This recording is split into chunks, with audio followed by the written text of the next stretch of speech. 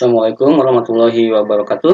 Waalaikumsalam warahmatullahi wabarakatuh. Selamat pagi semua, salam sejahtera buat kita semua. Pagi ini merupakan pertemuan ketiga dari kelas PPL Kimia ya.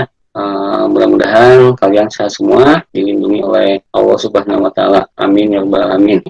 Silakan pimpin doa. Ya teman-teman, sebelum kita memulai pembelajaran kita hari ini, alangkah baiknya dipimpin oleh doa menurut agama masing-masing. Berdoa dimulai. Selesai. Amin ya Rabbal Alamin. Terima kasih Elena ya. Bapak ada sedikit pesan sekali lagi, ketika kalian nanti belajar, niatkan bukan untuk mendapat nilai atau angka ya, tapi niatkan mendapat ilmu yang Bermanfaat. Iya, betul. Ilmu yang bermanfaat. Nah, itu kalian niatkan, selalu niatkan ketika kalian belajar ya. Karena kalau kalian belajar tapi sia-sia, itu sayang banget, waktu sama tenaga kalian terbuang percuma. Dan mendapat ilmu yang bermanfaat agar nanti menjadi amal jariah. Silakan kalian isi daftar hadir, boleh di tengah, boleh nanti di akhir, karena nanti ada foto yang harus diunggah atau diupload ya, foto kalian ketika belajar. Sebelum masuk materi, ini kompetensi dasarnya masih seperti pertemuan sebelumnya tentang sifat koligatif larutan, kemudian tujuan pembelajarannya menggunakan problem based learning. Diharapkan kalian terlibat aktif, inisiatif bertanya, inisiatif menjawab, dapat menjelaskan perbedaan sifat koligatif larutan non-elektrolit dan larutan elektrolit, menghitung besar harga sifat koligatif larutan elektrolit, serta bisa mengoperasikan alat dan pengukuran pada perangkat virtual lab atau lab maya tersebut. Seperti yang sudah disampaikan, Bapak akan kasih kalian kuis ya untuk mengingat kembali materi sebelumnya. Soal nomor 1.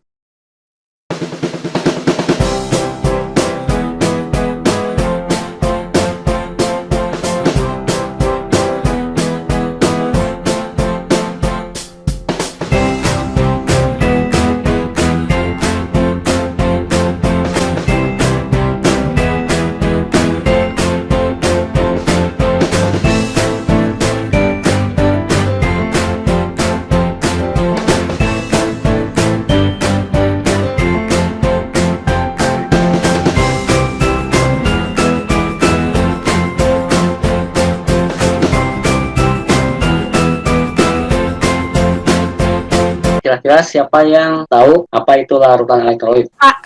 Oke, Mil. Itu larutan yang dapat menghantarkan arus listrik, bukan Pak? Betul ya. Jadi kenapa larutan elektrolit bisa menghantarkan arus listrik? Karena ketika dilarutkan ke dalam pelarut, itu akan terurai menjadi ion-ion penyusunnya. Misalnya NaCl, garam dapur, kita masukkan ke dalam air, kita larutkan, nanti akan berubah menjadi Na+ dan Cl-. Nah, kemudian tadi ada berapa jenis larutan elektrolit? 2, Pak. Del? Dua, Pak. Dua. Dua apa 3? 3. Oke. Dela ada 2 apa, Del? Apa saja 2? Elektrolit kuat sama elektrolit lemah. Oh, yang ketiga. Kuat dan lemah. Oke, Tirta. Kalau larutan non elektrolit nggak termasuk ya, berarti cuma 2 apa ya? Elektrolit kuat sama elektrolit lemah. Ini pengertian tadi yang sudah dijelaskan oleh Pamila ya. Larutan yang dapat menghantarkan arus listrik terdiri dari 2. Apa bedanya? Kalau elektrolit kuat itu terionisasi sempurna, kalau elektrolit lemah itu terionisasi sebagian. Sama, Pak. Sama, oke. Betul ya. Jadi karena dia terionisasi sempurna, seperti kata Imelda, maka dia termasuk ke dalam elektrolit kuat, sedangkan elektrolit lemah hanya sebagian yang terionisasi. Untuk larutan elektrolit, nanti kalian akan mengenal faktor Van Hoff. Apa itu faktor Van Hoff? Suatu perbandingan yang terdapat pada sifat koligatif larutan elektrolit dengan larutan non-elektrolit. Ini yang sudah kalian pelajari sebelumnya, ada sifat koligatif larutan, ada penurunan tekanan uap, kenaikan titik didih, penurunan titik beku, dan tekanan osmosis ya. Kalian hanya menambahkan faktor pengali, yaitu faktor Van Hoff. Oke, bedanya hanya ada di faktor pengali Van Hoff. Bisa kita hitung besarannya menggunakan persamaan 1 tambah N-1 dikali alfa, di mana N itu adalah jumlah ion, ya, sedangkan alfa itu derajat ionisasi larutan elektrolit. Contoh sederhana, misalnya garam dapur, dalam larutannya terurai ya menjadi ionnya Na+ dan Cl-. Nah, di sini ternyata NaCl itu termasuk ke dalam elektrolit kuat sehingga mengalami ionisasi sempurna, sehingga faktor Van Hoff-nya atau I-nya sama dengan 2. Contoh lain, silahkan. Siapa yang berani berpendapat? H3PO4 bukan Pak? H3PO4. Oke, bagus. H3PO. Oke, betul ya. Larutan asam fosfat kan H3PO4. Jadinya ionnya 7.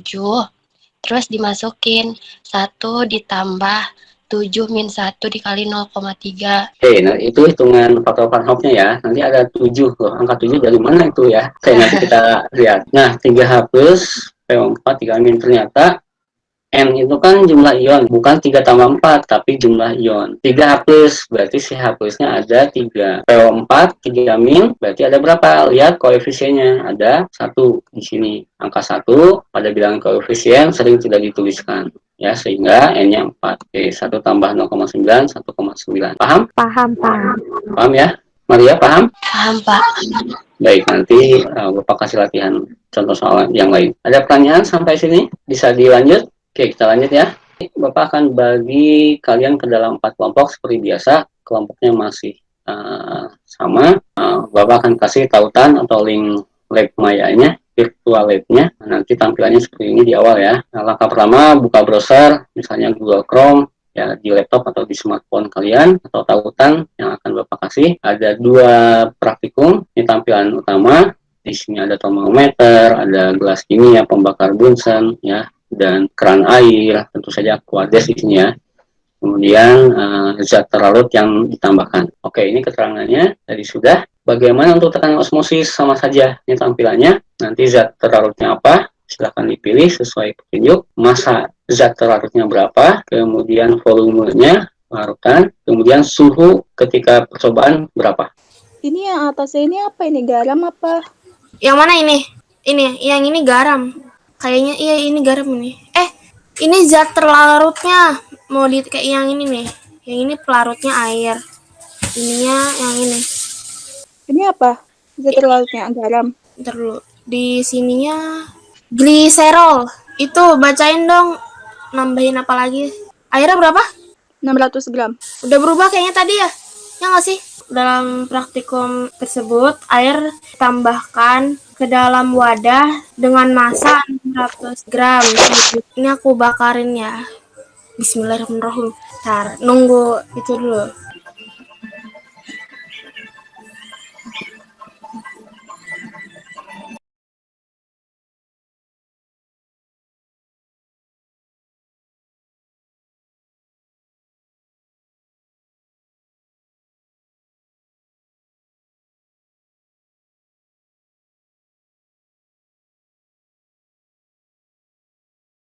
(101,3 derajat Celcius) berarti. Oke ya, sudah ketemu kenaikan titik didihnya? Sudah. Oke, ada pertanyaan nggak? Sejauh ini belum ada, Pak. Apanya? Itu kan nggak ada soalnya dari sini. Jadi dia langsung jawabannya gitu, ngupload caranya gitu loh. Ini tekanan osmosis tembaga sulfat. Masukkan ke dalam tabung U tembaga sulfat sebanyak 10 gram. Berarti zat larutnya tembaga sulfat. Bentar deh, pas apa tadi? Pas gambar pertama kan suruh tulis pengamatannya. Hipotonik sama hipertoniknya sejajar ya? Sama. Ya, sama rata. Terus masukin tembaga sulfatnya 10 gram. Udah 10 gram belum? Belum. Oh, belum. Langsung masukin. Masukin aja. Terus pengamatan. Berarti ini kita ngamatin yang sekarang ini. Soalnya selanjutnya ada yang masukin 750 ml air. Terus suhunya jadi 27. Berarti sekarang yang tulis ini dong. Masukkan ke dalam tabung U tembaga sulfat sebanyak 10 gram. Hipotoniknya lebih rendah dibanding hipertonik. Terus tekanannya menjadi berapa itu? 3,08 atm. Kelompok 4, apa kabar? Iya, Pak. Pak, Yuk, ada yang menanyakan? kan nanti yang dimunculin, yang di share screen-nya, yang lembar kerja praktikum apa yang itu lab belajar ya. Yang lab belajarnya. Virtual lab terdapat tabung U untuk mengukur tekanan osmosis. Oke, nggak apa-apa. Share dulu hasil praktikumnya. Yuk, Dela ya. Vanessa juga. Yuk. Hasil percobaannya dulu saja. Kenaikan titik didih. On cam ya.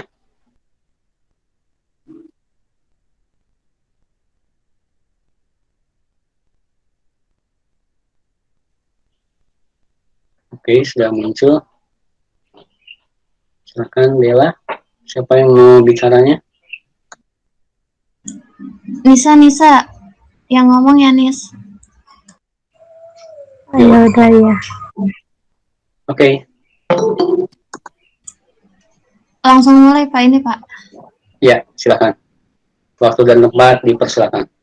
Assalamualaikum warahmatullahi wabarakatuh. Waalaikumsalam warahmatullahi wabarakatuh. Kami dari kelompok 2 di sini akan mempresentasikan hasil kerja kelompok kami yang akan dipresentasikan oleh Vanessa. Ke Google Form-nya dulu deh. Langkah 1 kan buka browser lalu ketikkan link berikut. Nah, masuk ke tadi soalnya yang link tadi.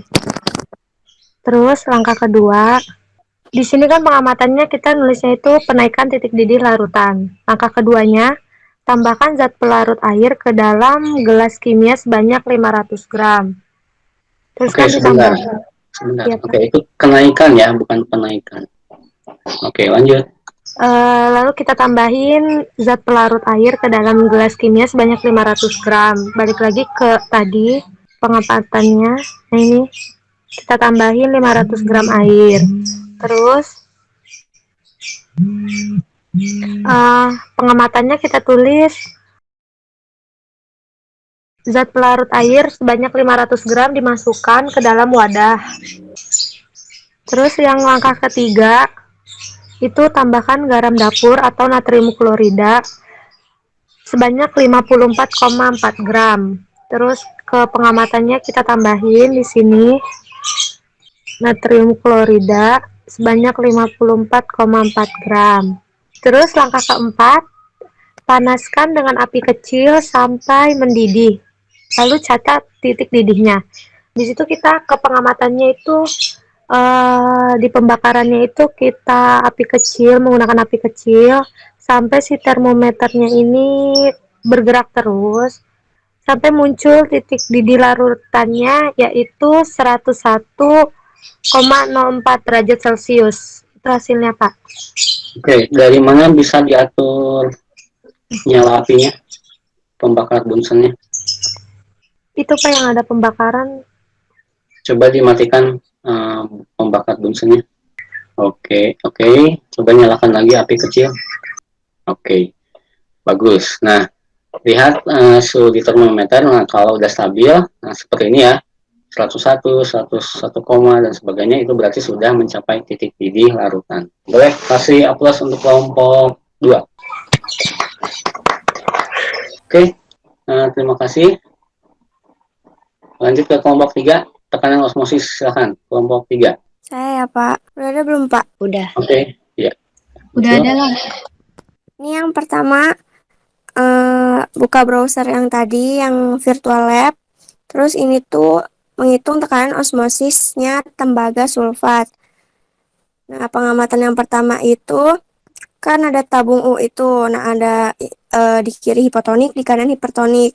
Nah, itu memiliki zat yang sama dengan tekanan osmosis yang sama. Terus, langkah kedua, masukkan ke dalam tabung U tembaga sulfat sebanyak 10 gram. Terus 10 gram ditambahin airnya 750 ml.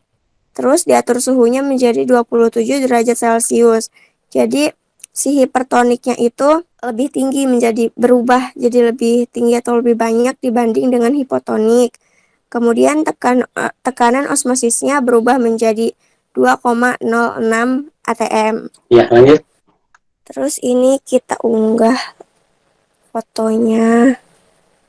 Bentar ya. Terus next. Oke, cukup. Bagus sekali karena lengkap.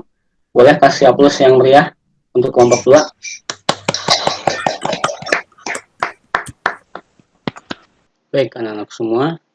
Apa yang dapat kita simpulkan dari pertemuan pagi ini? Yang pertama, elektrolit merupakan zat yang larut dalam parutnya dan akan terurai menjadi ion-ion penyusunnya. Misalnya NaCl, ketika kita larutkan, dia akan berubah menjadi ion Na+ dan Cl-. Larutan elektrolit dibagi menjadi 2, yaitu elektrolit kuat. Ketika dilarutkan, dia akan terurai menjadi ionnya secara sempurna. Yang kedua, elektrolit lemah, dia akan mengurai menjadi ion-ionnya sebagian saja. Nah, ketika pada sifat koligatif larutan elektrolit, kita harus menambahkan faktor pengalih, yaitu faktor Van Hoff, di mana simbolnya I, besarannya adalah 1 tambah N-1 dikali alfa, di mana N-nya jumlah ion, alfanya derajat ionisasi. Untuk lebih memahami, kalian juga bisa untuk memahami lebih dalam tentang sifat koligatif larutan, kalian juga bisa menggunakan virtual lab untuk mencoba praktikum. Di sini ada kenaikan titik didih, kemudian tekanan osmosis. Demikian, terima kasih. Baik, terima kasih banyak. Pertemuan pagi ini Bapak akhiri. Silakan untuk Helena pimpin doa. Ya, sebelumnya terima kasih untuk pertanyaan. Ya teman-teman, untuk mengakhiri pembelajaran hari ini, berdoa menurut agama dan kepercayaan masing-masing. Berdoa dimulai. Ya, berdoa selesai. Amin. Baik, amin. Terima kasih Helena. Bapak cukupkan, terima kasih banyak kepada kalian semua. Sampai jumpa di lain kesempatan. Untuk kedepannya nanti akan Bapak infokan lagi ya. Selamat berlibur. Mohon maaf kalau ada kesalahan. Sampai jumpa di lain kesempatan. Selamat pagi semua. Assalamualaikum warahmatullahi wabarakatuh. Waalaikumsalam warahmatullahi wabarakatuh.